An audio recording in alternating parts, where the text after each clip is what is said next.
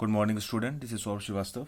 Good morning students हम लोग class eighth की बुक कवर करने की कोशिश कर रहे हैं और उस बुक में हम लोग इस समय चैप्टर नंबर 14 कर रहे हैं, that is area of polygons.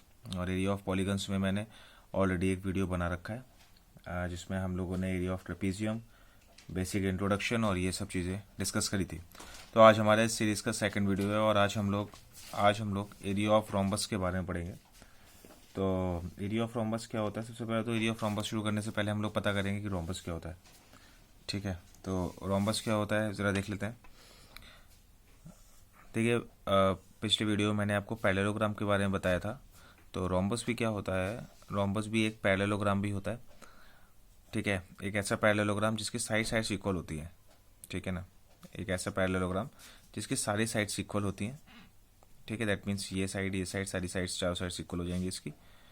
और इसके जो डायगनल्स होते हैं, यानी कि AC से लेके BD तक की डिस्टेंस, इसके जो डायगनल्स होते हैं वो परपेंडिकुलर बाइसेक्टर्स होते हैं। ठीक है ना, यानी कि मान के चलिए E है, तो इसका मतलब ये हो गया कि हमारा AE जो है वो EC के इक्वल हो जाएगा। ठीक है, AE जो होता है हमारा वो EC के इक्वल होता है and BE is equal to ED के इक्वल।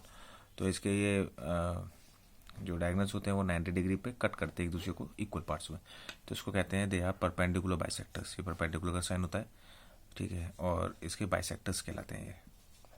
तो perpendicular bisector that means 90 degree and equal parts में डिवाइड करेंगे। तो ये एक प्रॉपर्टी होती है रोम्बस की। ठीक है, तो आज हम क्या इसका एरिया फाइंड आउट करने की कोशिश करेंगे कि इसका एरिया जो होता है रोम्बस का वो निकलता कैसे है। तो एरिया ऑफ रोम्बस में आप देख रहे होंगे ऊपर पैरेललोग्राम है। तो ये पैरेललोग्राम जो है ये 4 इक्वल ट्रायंगल्स को डिवाइड करता है। ठीक है ना, अगर मैं इस वाले ट्रायंगल को ट्रायंगल नंबर 1 मानूं, ये ट्रायंगल नंबर 2 हो गया, ये 3 हो गया और ये 4 हो गया। तो जो रोम्बस होता है, जो इसके डायगनल्स होते हैं, वो इसको 4 कॉन्ग्रुएंट ट्रायंगल या इक्वल ट्रायंगल्स में कट करते हैं। 4 कॉन्ग्रुएंट ट्रायंगल्स। ठीक है, तो अगर अब हम लोग इस एक ट्रायंगल की बात करें BEC की। ठीक है, अगर मैं BEC ट्रायंगल को ले लूँ, in triangle BE and C आप देख रहे होंगे BEC ट्रायंगल। तो BEC ट्रायंगल का अगर मैं सॉरी अगर मैं एरिया फाइंड आउट करने की कोशिश करता हूँ तो हमें पता है कि एरिया ऑफ ट्रायंगल जो होता है उसका फॉर्मूला होता है half into base into height. तो area of triangle of BEC क्या हो जाएगा? बेस यानी कि BE इंटू EC। ठीक है, यही होगा। तो इसका फॉर्मूला हो गया हाफ इंटू बेस यानी कि BE एंड हाइट यानी कि EC। ठीक है, अब अगर मैं इसको और फर्दर सिंप्लीफाई करूं तो BE क्या है आपका? BE क्या है? BD का हाफ है, हाफ ऑफ BD लिख सकते हैं ना। देखिए BE क्या है? हाफ ऑफ BD है। ठीक है ना, देखिए यहाँ पे BE ED इक्वल है, तो BE is equal to half of BD। तो मैं BE की जगह पे लिख सकता हूँ half of BD। And similarly मैं EC की जगह पे, EC वाली जो लाइन है वो AC की हाफ है, AC की हाफ है। तो मैं EC की जगह पे लिख सकता हूँ हाफ ऑफ AC। EC की जगह पे मैं लिख सकता हूँ हाफ ऑफ AC। ठीक है, अब अगर मैं इसको कैलकुलेट करूँ तो ये निकल के आएगा 1/8 BD इंटू AC। ठीक है, ये निकल के आया 1/8 BD इंटू AC। अब जरा देखिए, ये BD इंटू AC क्या निकल के आया? ये सिर्फ एक ट्रायंगल का निकल के आया। और ऐसे हमारे पास में टोटल कितने हैं? 4 ट्रायंगल्स हैं। ऐसे हमारे पास में 4 ट्रायंगल्स हैं, तो टोटल निकल के कितना आएगा? यानी कि अगर मैं पूरे रोम्बस की बात करता हूँ, एरिया ऑफ रोम्बस, अगर मैं एरिया ऑफ रोम्बस की बात करता हूँ तो एरिया ऑफ रोम्बस मेरा क्या होगा? एरिया ऑफ रोम्बस होगा मेरा एरिया ऑफ ट्रायंगल 1 + 2 + 3 + 4। चारों ट्रायंगल्स को अगर मैं ऐड कर दूंगा एरिया को तो मेरा निकल के आ जाएगा। ठीक है ना, तो इन सब 4 ट्रायंगल्स को करूंगा, दैट मीन्स एक ट्रायंगल का मेरा निकल के आ रहा है 1/8 BD इंटू AC। ये एक ट्रायंगल को मैंने कन्वर्ट करके लिखा है, तो 4 ट्रायंगल का क्या हो जाएगा? 4 into 1/8 BD into AC।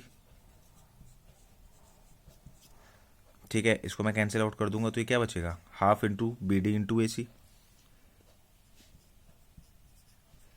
Half into B D into A C.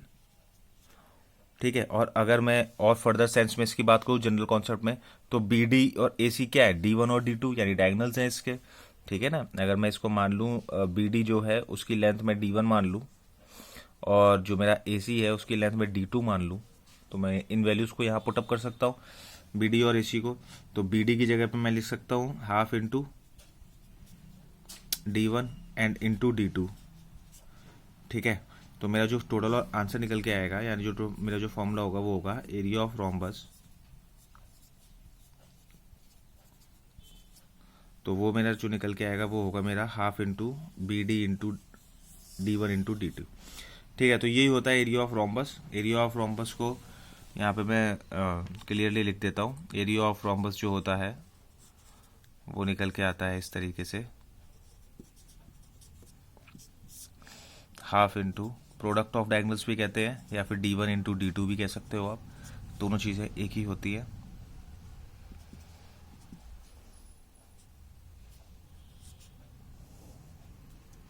Half into product of diagonals.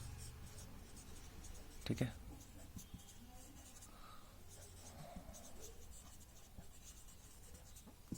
यही आंसर है आपका। तो ये फॉर्मूला होता है रोम्बस को निकालने का। सारे उसके जो दोनों डायगोनल्स होते हैं उनको मल्टीप्लाई करके डिवाइडेड बाय 2 कर देंगे तो हमें डायगोनल वो रोम्बस का एरिया मिल जाता है। ठीक है, तो ये किस तरह से डिराइव होता है मैंने आपको बता दिया। 4 कॉन्ग्रुएंट ट्रायंगल्स का एरिया निकाल के उसको ऐड अप कर दीजिए तो आंसर निकल आएगा। तो ये छोटा सा वीडियो था रोम्बस के एरिया के ऊपर। इसके जो क्वेश्चन है वो हम लोग लाइव क्लासेस में ऑलरेडी करेंगे, तो मेरे साथ बने रहिए और पढ़ते रहिए। Till then good bye, thank you.